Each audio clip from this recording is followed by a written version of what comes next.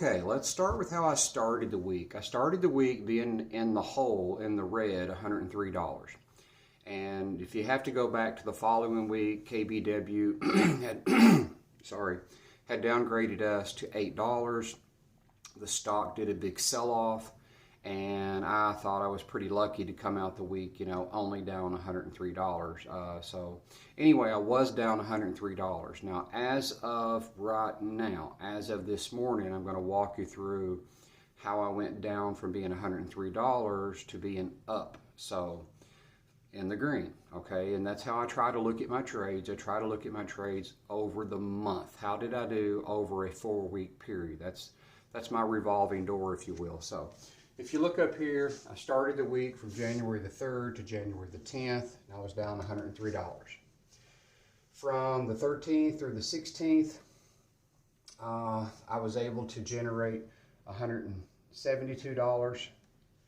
I was able to generate $21, $90, and $27. Now this is money that it's there, it's done. It's trades that I'd opened and closed. And then my hedge, which was $56, that lost all value. I just let it go down to nothing. I didn't even try to sell it. And so if you do the math on that, that puts me up $151 from Friday to this Friday total.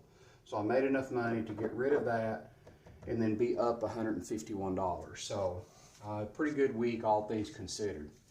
Now, I did have a lot of trades going on, so let's go down here to this. Let's go down here to Thursday.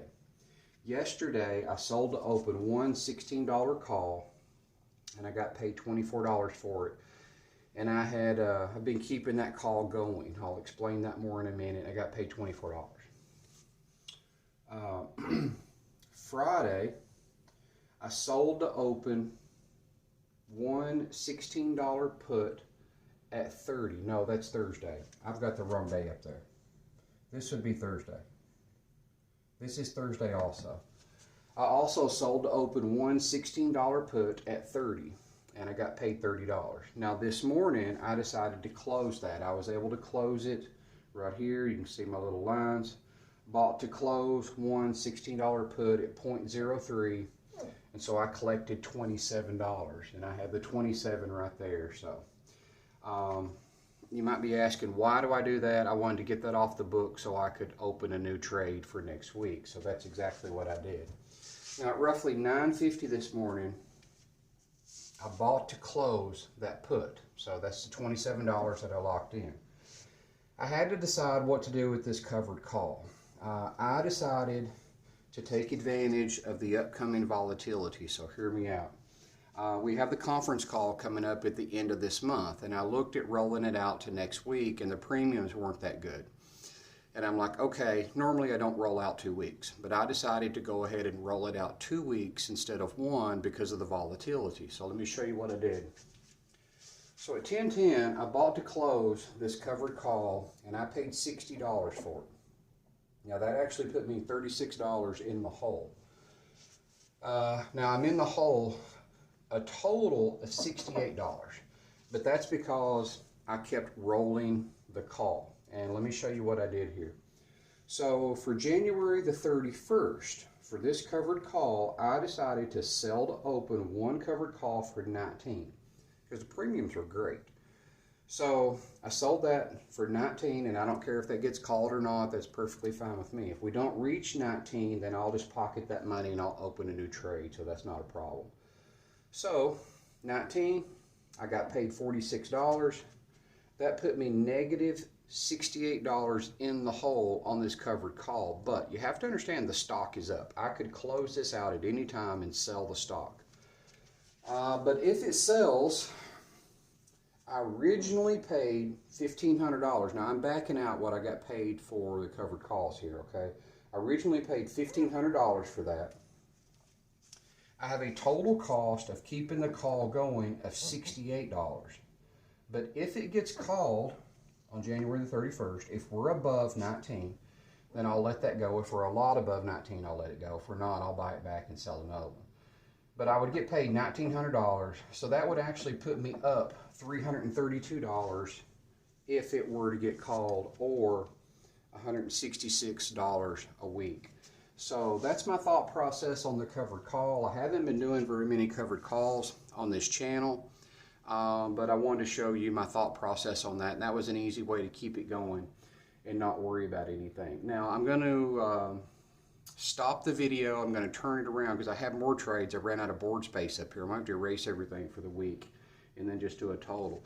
So I'm going to stop it, and then I will walk you through this other board where I have my trades for next week as well.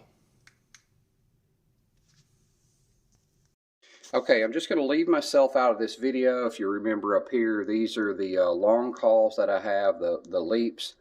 So this morning I decided, since SoFi was clearly in an uptrend, although we could break down at any time, I decided to take advantage of that and sell three.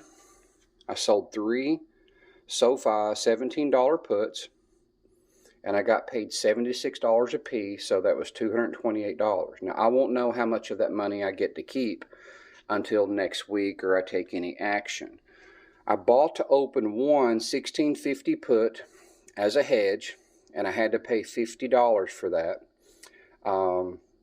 And that's my hedge. So I usually go a 1 to 3 or 1 to 4 ratio when I'm selling puts. I'll buy one as a hedge. So that's just in case the stock totally breaks down, and that'll keep me from being out so much money if the stock totally breaks down.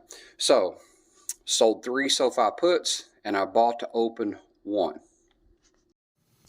Okay, so I would just like to keep you in mind that I'm not counting any money that I'm making off my long calls, you know, my purchase leaps. I'm not counting any of that. I'm just counting the money that I'm making on the trades. Now, of course, if you guys have followed me and you've watched all of my videos, you know I'm basically starting over.